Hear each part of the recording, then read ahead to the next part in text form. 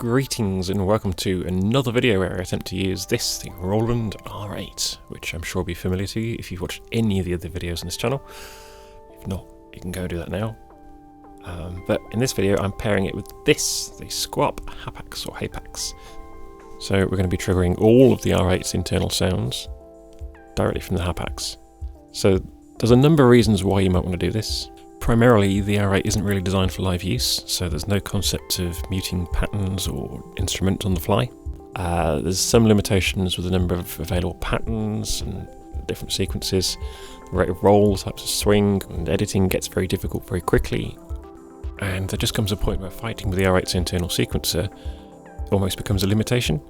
And that's where something like Hapax comes in. So yeah, stick with me on this, and we'll try and explore it together. So the first thing to note is that the R8 only receives MIDI on one channel. So whatever I send into it, it has to come on one single channel. That differs from most sort of contemporary drum machines, say the Analog Rhythm, where you can assign a channel to each pad. And you'd have thought at the time that by there being 16 pads, Roland would have gone, 16 channels, but no. So what that does mean though is that you're able to address every different instrument within the R8 directly from a note. So for example here, I've got a pad that's assigned to the kick drum, but I can just change the note and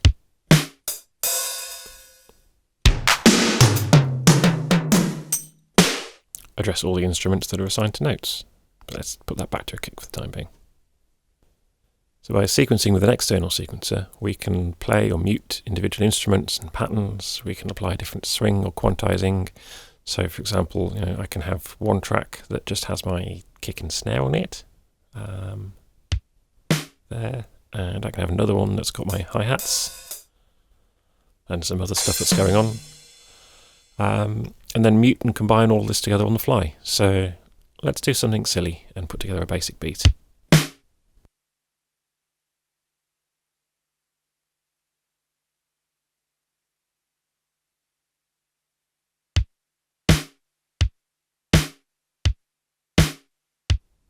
Amazing, right?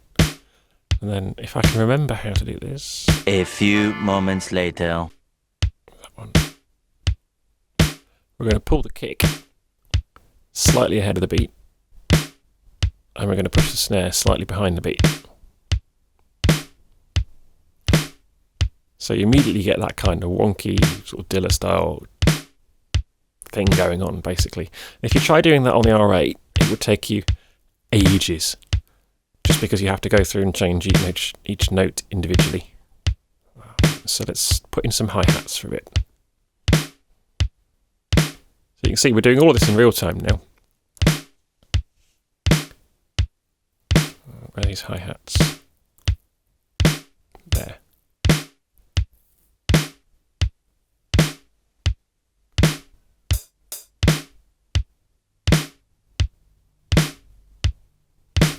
Don't know where this drum beat's going, but also this second part with the hi-hats is a 2-bar loop.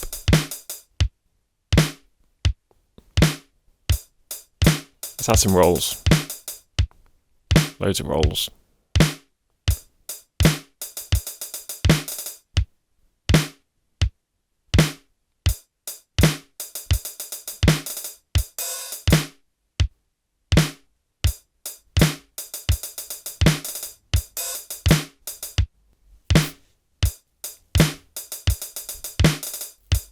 Again, step sequencing on the R8, you can't actually assign rolls during step sequencing mode. Sounds great. Just got a groove to this. And then change the levels.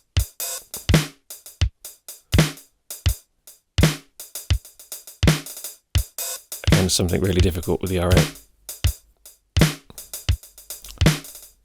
I mean, I know there were limitations at the time, but it's, yeah, we're getting there. So this is starting to feel good. And of course you can put other effects on here. So this one, the hi-hat's already got a swing on there.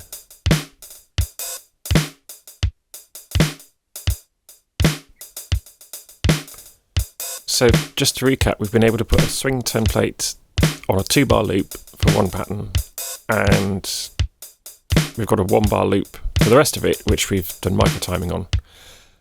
And of course, we can switch them off. So I've actually got a Rhodes part that I pre-did using the chord programming on the Hapax.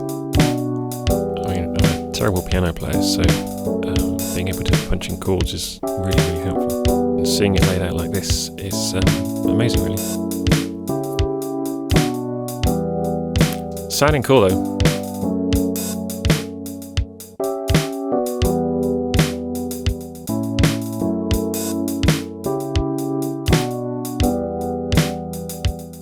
Got a Moog? He loves Moog.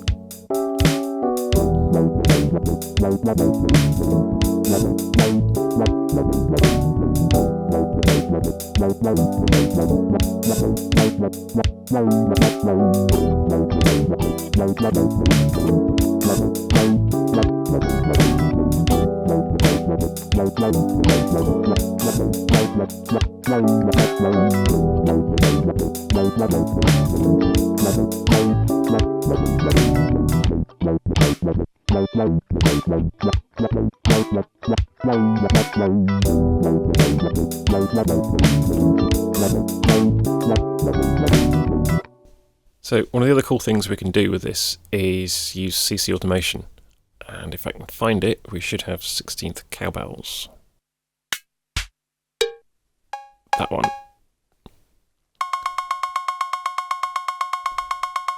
Awesome.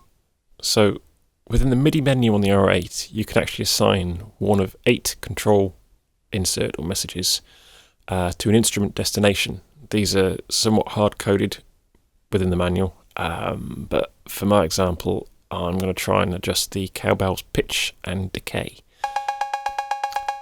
And I know that from the manual, one of the controllers is CC16, the other one's 17. So let's try and sort that out.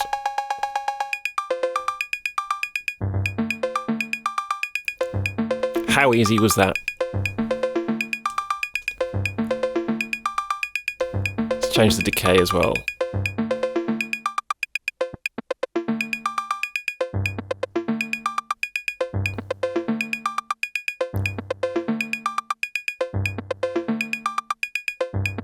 And now for shits and giggles, let's make this a 13-beat loop.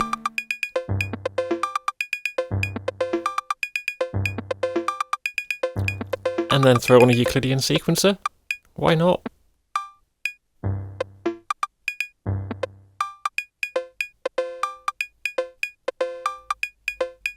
And we can do the same with another instrument.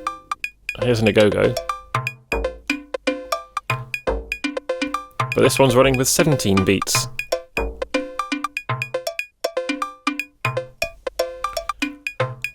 I mean, it's mind-blowing, really. Let's throw on some bass.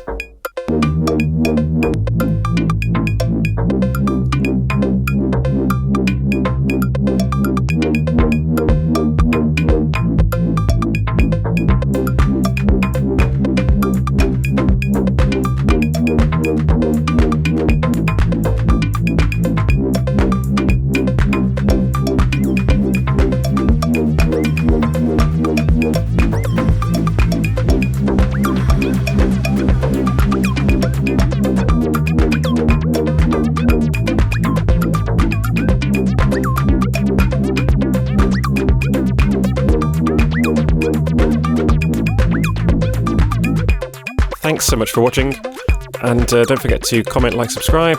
Yeah, I'll see you next time.